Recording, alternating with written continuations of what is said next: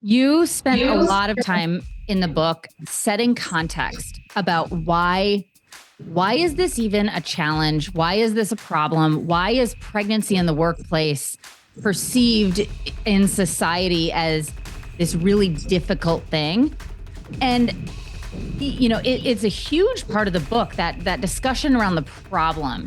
Why did you spend so much time and so many words talking about and sort of bringing the reader into your world to understand the context and why we should all care about this? Well, it's exactly that. We all should care about this. So, often when I speak to people, I ask the question, I say, how many of you have worked with a pregnant person? And if every single hand doesn't go up in the room or virtually, then I say, how many of you came from a pregnant person? Because guess what? You're going to continue to experience pregnancy and work, whether it's for you, for your colleagues, for your teammates, as a leader, and it continues to affect us just like any major work-life intersection. If we're going to continue to grow in our careers, then let's think about it a different way as a point of retention for organizations and for individuals.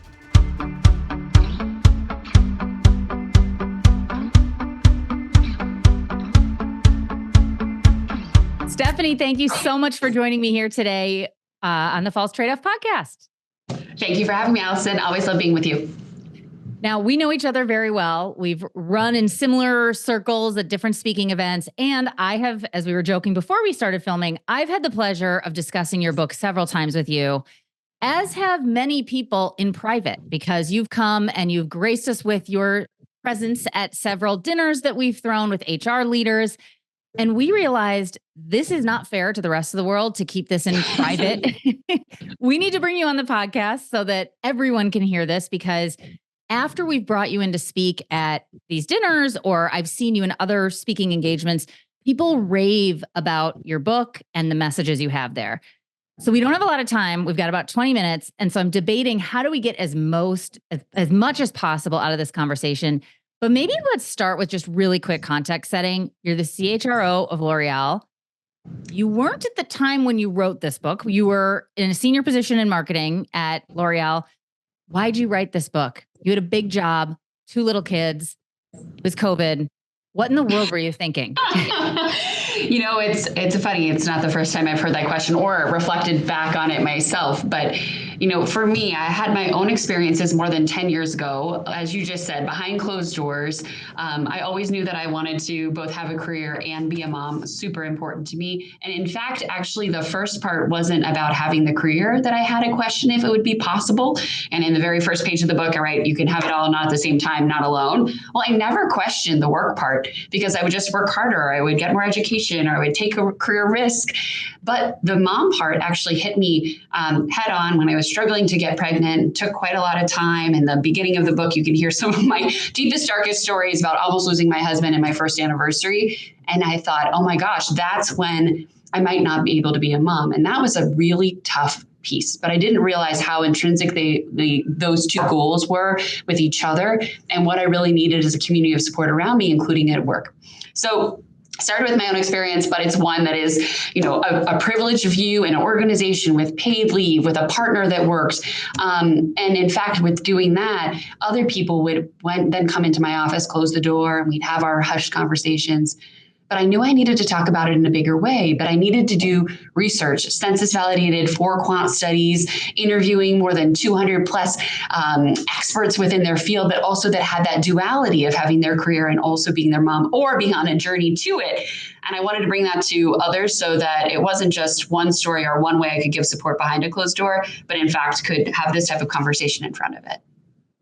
You spent a lot of time in the book setting context about why is this even a challenge? Why is this a problem? Why is pregnancy in the workplace perceived in society as this really difficult thing? And, it's a huge part of the book, that discussion around the problem.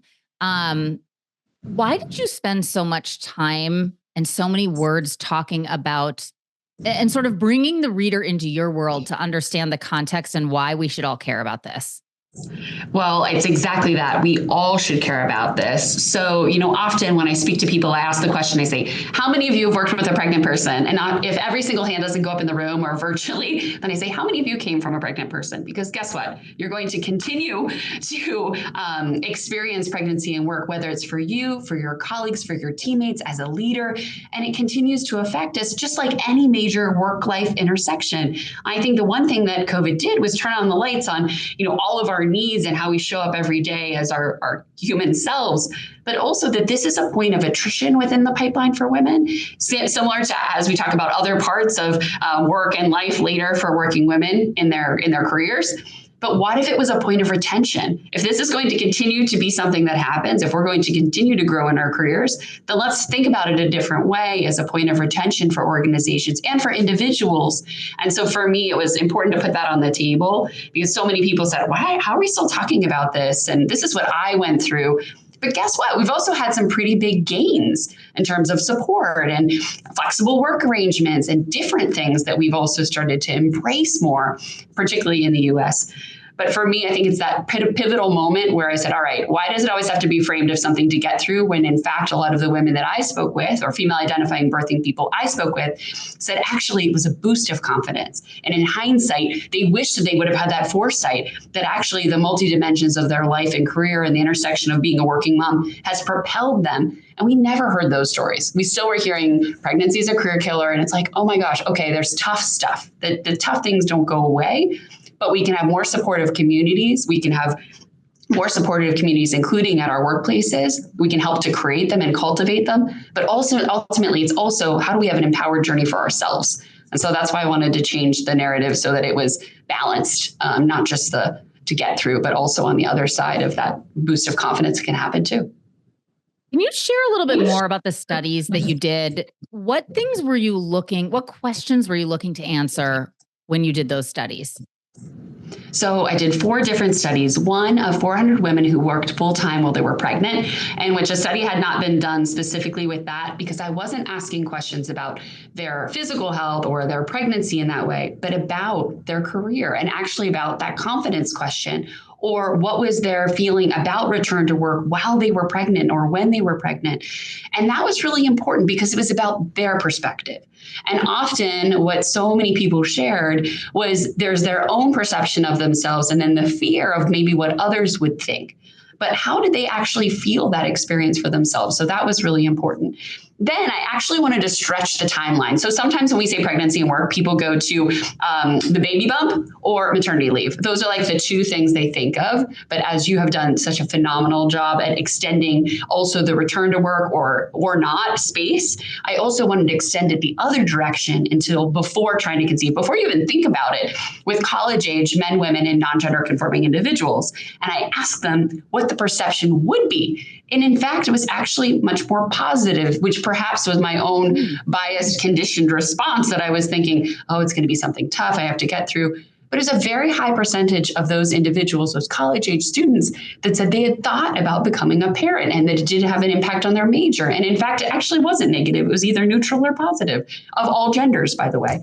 So that was important because I wanted to extend that timeline. And I think, we're not so often talking about parenthood in college. Like, okay, that's a very specific subset and may need specific support. But actually, it's important. I remember, no one I think asked, but I remember saying, you know what, I'm going to do chemistry as my major undergrad because I want to be a dermatologist when I go to med school, because I want to have office hours, because I want to be a mom, because I told you that was always like top of mind for me. It's funny, I didn't get there, and I'm very grateful for our dermatological partners. But I love that I work kind of close with that space. But for me, I did, but only because someone asked. So that was important. And then the last study that I did was with parents and non-parents of all genders, asking them if parents were an asset in the workplace. And the answer to the question, I asked a few different questions, but one of the questions that I really think is powerful is answering that directly, which men with children are most likely to say that they are. So, maybe there's some learning there of like, okay, if there's some groups that don't feel that way, but the most likely to say yes, we need to involve everybody in the table to make sure that we're focusing on this as an opportunity for attention, but also that it's something to celebrate. And so parents can be an asset in the workplace. There are different timelines and ways to think about it. But I wanted to have some numbers to also go with the stories that I found were so powerful. I love your focus on perception, because I think that perception and the stories we tell ourselves are oftentimes some of the most dangerous things. And I would even say managers and the stories they tell themselves. There's a lot of things that's oftentimes left unsaid in this sort of parenting journey that can become problematic. I just want to highlight what you just said. Yeah. Because I know you've mentioned this to me before, but I guess I didn't internalize that was the number one, when you looked at everyone, men with children had the highest percentage of saying yes, that mothers are an asset in the workplace. Is that what you just said? Parents are an asset in the workplace. So I think including them. Okay. Wow, that is fascinating. And so it's men with children. And then what was on the lower end of that? On the lower end are women without children. Okay. Wow. Interesting. And what did you do when you first saw those results? What did you think? Why? Why would that be? Why is there such a disconnect between if there is this high perception of parents being assets in the workplace, why do we not necessarily hear that or see that on our day-to-day? I think there's still the hindsight, that bridge to that confidence that in fact you do get that. So I think you see yourself as an asset because of what you're able to do and continue to grow and what you're learning and developing, et cetera. And maybe if we're still, and to be fair, the people without children, they don't yet know that added benefit. And if we keep framing it to them as something they have to get through that we are not going to make better ultimately for those that will come after us, that perception stays. So for me, there's such an opportunity. It's really like tide rises all ships if we can engage on this topic together. Because in fact, I hope that people that are right now in that BTTC or trying to conceive, in fact, will see it actually as a neutral to a positive to have to become a parent within the workplace. One thing that's interesting about perception, which I think is really important, is in the study of the women who worked full-time while they were pregnant, 1 out of 2 women would say that trying to conceive, not yet being pregnant at work, had an impact on their career. And that's really important because I think when we talk about the first question that pops to mind, similar to the baby bump or the return to work, is how to tell my boss I'm pregnant. So when you mentioned the managers, we have to remember that as managers, as leaders within organizations, you might not know, just like anything, any major life moment, you might not know what someone is going through.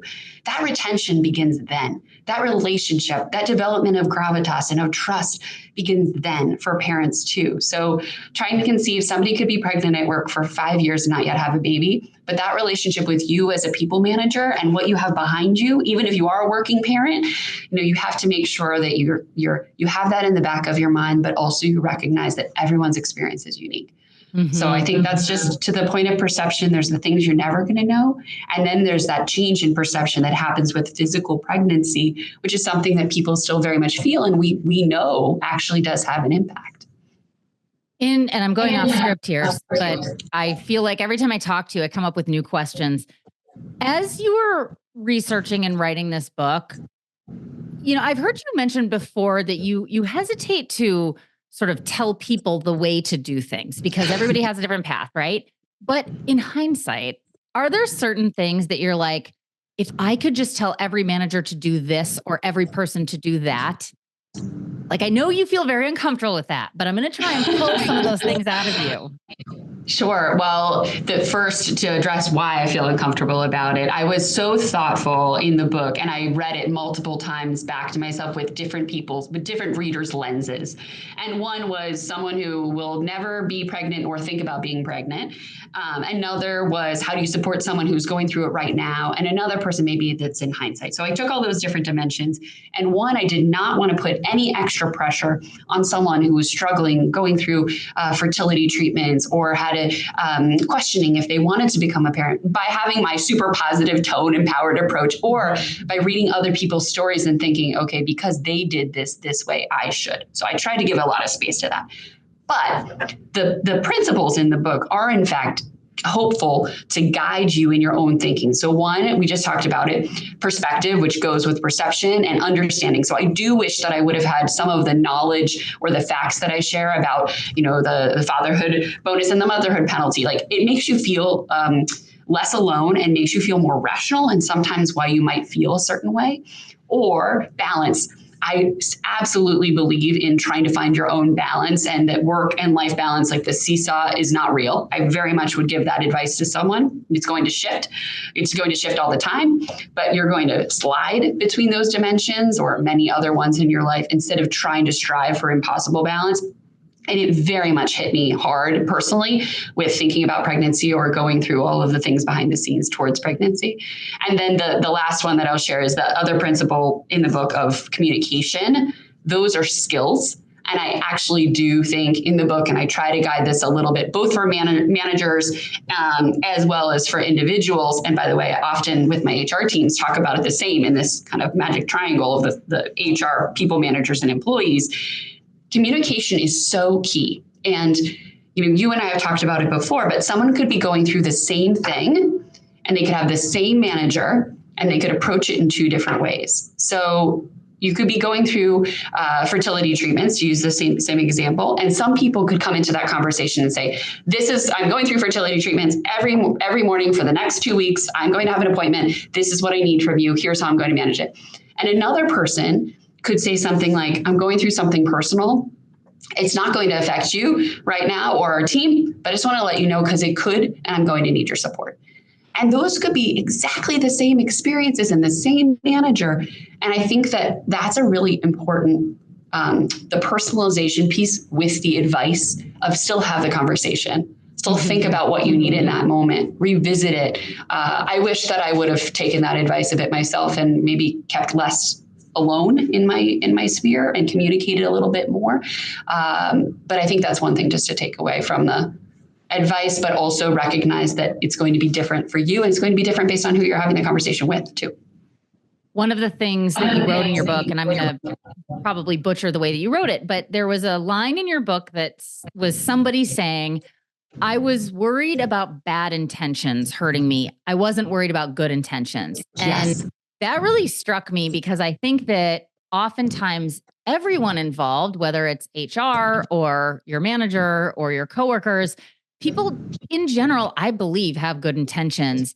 And so I think what's so interesting when I read your book is it does allow you to open your perspective and understand what other people are thinking about. And I think if anything, it encourages you not to think of just your own path and your own experience, because yes, I've had 3 children. I certainly do not know what it is like for everyone else. And I've managed several people, but I haven't managed every situation. So I love that line. Okay, I'm going to throw another one that I've never prepped you with. Another question. If you were to write another book about this, or if you were to go back and revise a chapter, what would you add in there that isn't currently in the book that since you wrote it, maybe you learned this or explored the topic a little bit more deeply? One thing that I was very, you heard me already say, I was very excited and proud to extend the timeline back. So to have that BTTC, college-age women, I did focus groups. We talked about the perception of what parenthood could be like. And I really focused on the trying to conceive part, partially, I think, informed by my own experience, but also because we moved into what you hear in the book is it's called the hush, so the secret time, and how that time for some people could be 2 days. You could immediately tell your coworkers, your friends, your family, I'm pregnant, or for others, it can be, many, many, many weeks, could be 30 weeks. Okay, so there's that flexibility of that secret time. That was really important for me and part of the book. The last part, though, was anticipating the return or not, which I wanted to leave open because I thought it was a really important conversation to have, and that work could change. And in fact, when I wrote the book, and it was over the past 4 years, essentially, a lot has changed. So I was trying to encourage new ways of working, et cetera, that we've seen change. But the part that I hear the most from people that they wish they would have now is actually how their identity shifts maybe 6 months, 12 months, a bit further down the road. So it's not about return to work. And there are so many amazing resources, which you have created, with other amazing books have created with the 4th trimester. Thank you, Lauren Smith-Brody. But there's actually something which I had someone at my house last weekend, and we were talking about the 6 month to the 18-month-year-old, almost that 1 year birthday point. And I feel like that's something that I don't know if it would have been an addendum or a different part, but pregnancy or postpartum 1 year out with a child, how has that affected your change, especially as you think about your career? I think we think so much about the 1 year in, but the 1 year out. So I've never answered that question before, and I really like it. But that's something for me, I really find people often want to talk to me about in hindsight. And now the cool thing is people that have read the book while they were pregnant, that's where they are. So I think it's also like new conversations I'm having, but I don't know, maybe it'll have to be an essay or something. We can write it together, Allison. Well, but I do think that would be helpful. I actually think that that's a great point, because I think what I've seen is that when people hit that 1 year mark postpartum, or when the child is a year old, their confidence comes back. And so It's actually it fits in very perfectly with the rest of the book, which is like, if you knew that you would have that confidence when your child is 1, you may have done things differently, or you may have felt better throughout everything that came before that. Okay, I know we are almost out of time. I have a few funny questions. Do you force everyone in HR to read your book at L'Oreal? No, but if they would like to, I am thrilled to support them in discussing it. But in all seriousness, are there certain things that you have changed at L'Oreal as a result of the learnings that you've found in writing this book? I think from a policy and support perspective, we have really wonderful plans in place here, and I'm very proud of that. And I frankly know that I would not have been so excited to share what I was working on personally if I didn't have that. And I'm so excited and love every single day what I do here and my colleagues.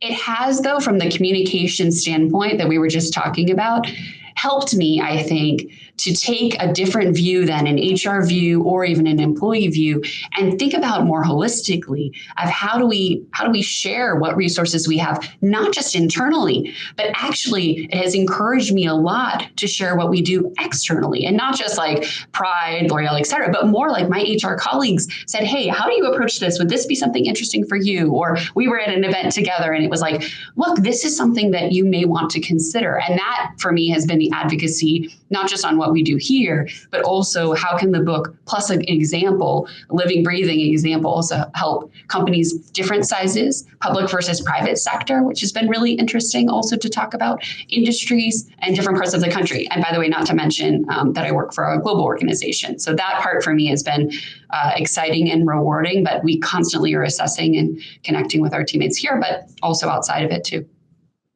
Stephanie, thank you so much for your time. We could talk for hours and hours, and we have actually in the past. So I will spare you from rehashing all of these conversations we've had before. I am so happy that we finally get to send this out into the world. We will link out to your book, Carry Strong, An Empowered Approach to Navigating Pregnancy and Work. Thank you so much for your time today. And thank you, Allison, for everything you've created. And I'm so grateful to have been on this podcast with you. Thank you. Thank you. Thanks for listening to this episode of The False Tradeoff. Make sure to subscribe if you like what you heard, and give us a follow on LinkedIn to continue the conversation on all things working parenthood and parental leave. Is there a topic you'd love us to cover in a future episode? Drop us an email at hello@parentally.com. And if you're looking for support on preparing for parental leave, head over to www.parentally.com. We have checklists, guides, and other free resources to help you make the experience a little bit easier. That's PARENTALY.com.